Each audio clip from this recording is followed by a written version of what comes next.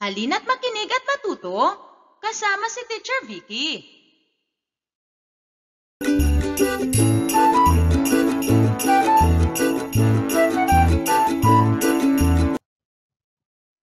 Magandang araw mga bata! Sa araw na ito, pag-aaralan natin ang Filipino para sa ikalawang baitang. Quarter 4, Week 1 at ito ay milk-based. Ang paksa natin sa araling ito ay pagpapantig ng mga mahabang salita. Ako si Teacher Vicky, ang makakasama mo sa araling ito. Bago tayo magsisimula, huwag kalimutang mag-subscribe, like, and share. Sa pagtatapos ng module, inaasahang ang mag-aaral ay napapantig ang mas mahahabang salita at nasusulat ng papantig ang mahahabang salita. Handa ka na ba? Simulan na natin ang aralin. Ano ang pagpapantig? Ang pagpapantig ay paghahati ng salita sa pantig o mga pantig. Ito ay galaw ng bibig, saltik ng dila na may kasabay na tunog ng lalamunan o walang antalang bugso ng tinig sa pagbibigkas ng salita. Halimbawa, ang salitang tayo. Kung ito ay papantigin natin, ay maging tayo. Isa pang halimbawa, pangarap. Ang pantig ng salitang ito ay pangarap. Isa pang halimbawa, ang salitang aalis. Ang pantig nito ay aalis. Ang pagpapantig ay paraan ng pagbabahagi ng salita sa mga pantig. Narito ang mga dapat tandaan sa pagpapantig. Una, kapag magkasunod na dalawa o higit pang patinig sa posisyong inisyal, medial, pinal na salita, ito ay hiwalay ng mga patinig. Halimbawa, ang salitang aalis. May dalawang patinig na magkasunod sa salitang aalis na makikita natin sa posisyong inisyal. Kaya paghihiwalayin natin ito. Ang pantig ng salitang ito ay aalis. Sa panghalimbawa, ang salitang totoo. Ito ay may dalawang patinig na magkasunod na makikita natin sa pinal na salita. Paghihiwalayin natin ito mga bata kapag pinapantig natin. Kaya ang pantig ng salitang ito ay o. Sa salitang aalis, ilang pantig ito mga bata? Tama, 3 pantig. Sa salitang totoo naman, ilang pantig? Magaling, 3 pantig din ito. Kapag may dalawang magkaibang katinig na magkasunod sa loob ng isang salita, maging katutubo o hiraman, ang una ay kasama sa patinig na sinusundan at ang pangalawa ay sa patinig na kasunod. Halimbawa, ang salitang pinto. Ito ay may dalawang katinig na magkasunod, ang N at T. Kaya pag pinapantig natin ang salitang ito ay maging pinto. Isa pang halimbawa, ang salitang sobre. May dalawang katinig din na magkasunod, ang P at R. Kaya pag pinapantig natin ito ay maging sobre. Isa pang halimbawa, ang salitang tatlo. May dalawang katinig din na magkasunod, ang T at L. Kaya pag pinantig natin ito, paghiwalayin natin ang dalawang katinig na magkasunod. Ito ay maging tatlo. Kung may 3 o higit pang magkaibang katinig, Sa magkasunod sa loob ng isang salita, ang unang dalawa ay kasama sa patinig na sinusundan at huli ay patinig na nakasunod. Halimbawa, ang salitang eksperimento. Ito ay may tatlong magkaibang katinig na magkasunod. Ito ay ang K, S, P. Kaya, ang unang dalawang katinig na K at S ay kasama sa unang pantig. At ang katinig na P ay sa kasunod na pantig. Narito ang tamang pantig ng salita. Eksperimento. Ilang pantig mayroon sa salitang ito mga bata? Tama, 5 pantig. Kapag ang una sa tatlong magkasunod na dalawa ay alinman sa BL, BR, PL, T, ang unang katinig, M o N man, na sinusundang patinig ay kasama at ang huling dalawa ay kasunod sa patinig. Halimbawa, ang salitang asembleya. Ito ay may tatlong katinig na magkasunod, ang M, B, L. Bago ang katinig na BL ay ang katinig na M. Kaya kapag pinantig natin ito ay magiging asembleya. Ilang pantig mayroon ang salita?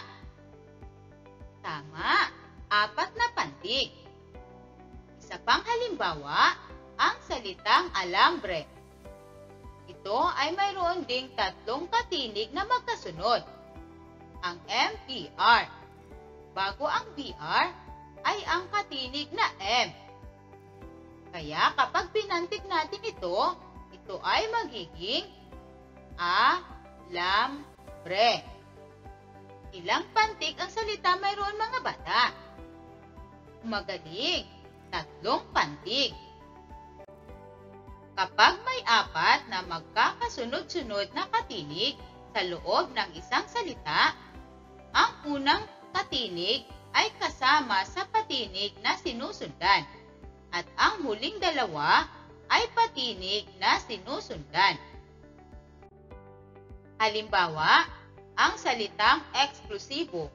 Ito ay may 4 na katinig na magkasunod, ang K, S, K, L. Kaya, ang unang dalawang katinig na KS ay kasama sa patinig na sinusundan na I. Kaya, ang unang pantig nito ay X. Ang huling dalawang katinig na KL ay sa patinig na sinusundan na U. Kaya, ang pangalawang pantig ay Lu. At ang kasunod nito ay Si-Bo. Ilang pantig mayroon ang salita mga bata? Magaling! 4 na pantig. Paano naman sa pag-uulit ng pantig? Narito ang mga dapat tandaan mga bata sa pag-uulit ng pantig. Una, kapag ang unang tunog ng salitang ugat o batayang talasalitaan ay patinig, ang patinig lamang ang inuulit. Halimbawa, ang salitang alis. Ang unang tunog ng salitang ugat ay isang patinig na A. Kaya ito lang ang ating uulitin. Ang magiging pantig nito ay lis. Isa pang halimbawa, ambon. Ito rin ay may unang tunog na patinig, ang A. Kaya ito lang ang ating uulitin. Ang pantig nito ay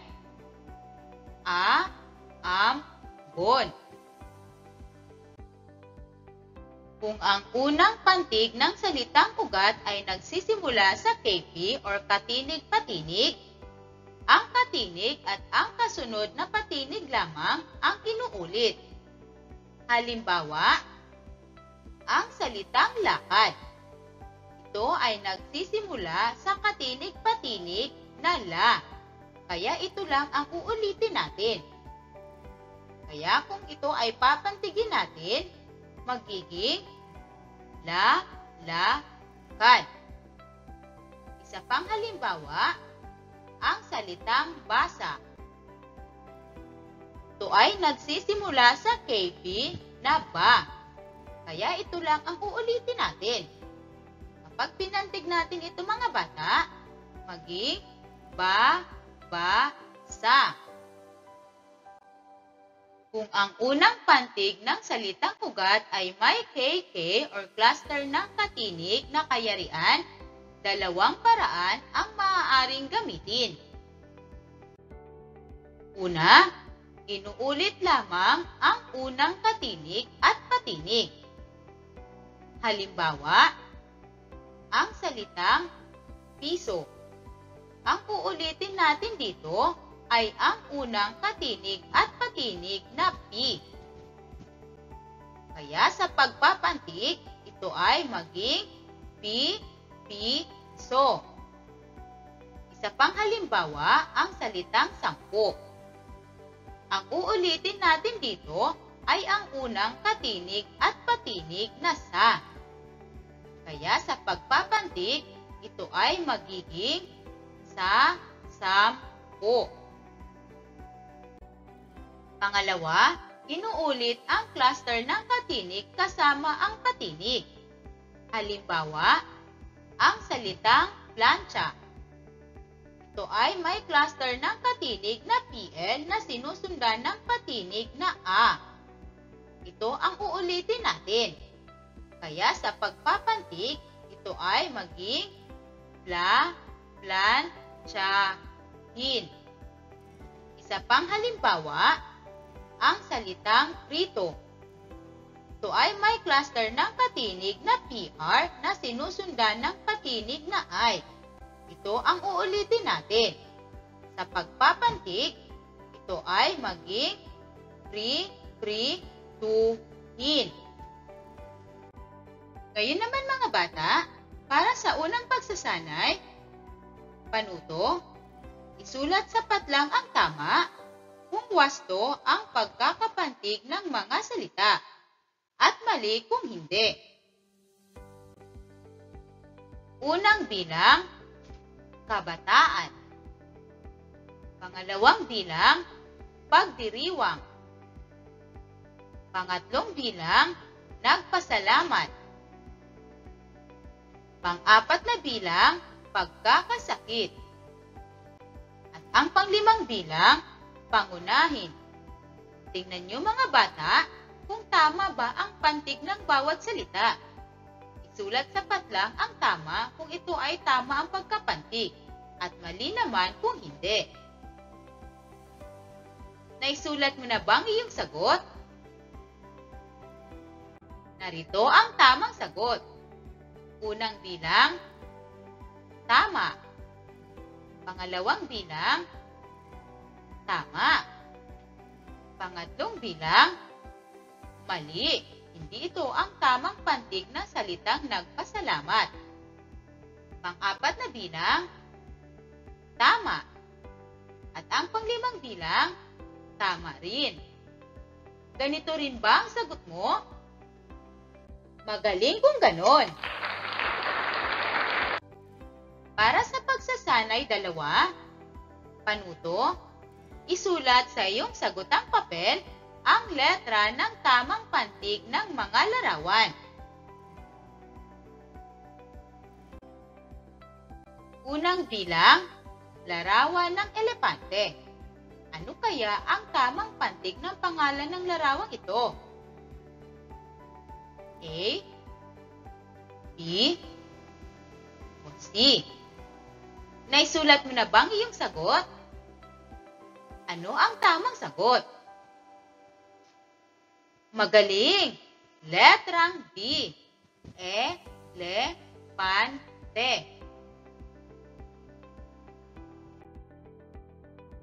Pangalawang larawan. Ano ang tamang pantig ng pangalan ng larawang ito mga bata? A, B, o C? Naisulat mo na bang iyong sagot? Ang tamang sagot ay letrang A, kutsara. Pangatlong larawan, A, B, o C? Naisulat mo na bang iyong sagot? Kung ang sagot mo ay letrang C, magaling! Tama ang iyong sagot. Kaldero. Kasunod na larawan, ano ang tamang pantig ng pangalan ng larawang ito? Naisulat mo na bang iyong sagot? Kung ang sagot mo ay letrang A, magaling! Tamang iyong sagot. Palangana.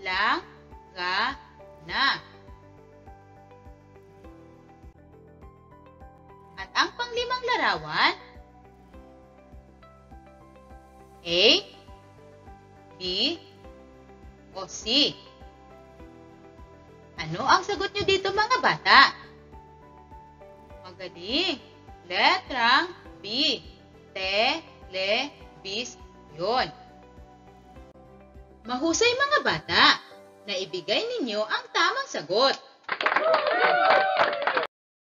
Para sa pagsasanay 3, panuto, isulat ng papantig ang mga salita. Unang bilang, eksperto. Pangalawang bilang, mag-aaral. Pangatlong bilang, asignatura. Pang-apat na bilang, simbahan. At ang panglimang bilang, pamilihan. Naisulat mo na bang iyong sagot? Narito ang tamang sagot. Unang bilang, eksperto. Pangalawang bilang, mag-aaral. Pangatlong bilang, asignatura. Pang-apat na bilang, simbahan. At ang panglimang bilang, pamilihan. Ganito rin ba ang sagot mo? Magaling kung ganon. Paalam mga bata, hanggang sa muli.